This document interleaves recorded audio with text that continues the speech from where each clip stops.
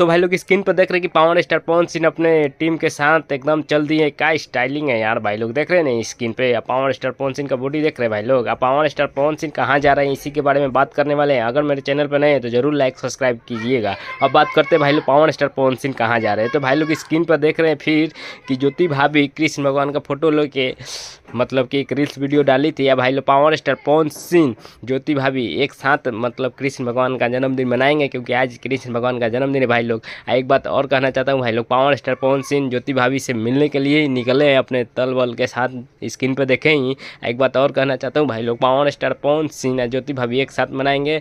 अब भाई लोग आज तो मैं मुंबई में हूँ, बाकी मुंबई में भाई लोग बहुत मज़ा आ रहा है, क्योंकि भाई लोग सबसे हेवी कृष्ण भगवान का जन्मदिन मटकी फोड़ के मुंबई में ही मनाया जाता है। उसका भी मैं एक दो ब्लॉग वीडियो बना के कोशिश करूँगा डालने के लिए भाई लोग।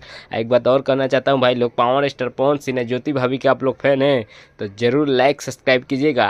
हम मिलते हैं अगला वीडियो में, तब तक के लिए गुड बाय।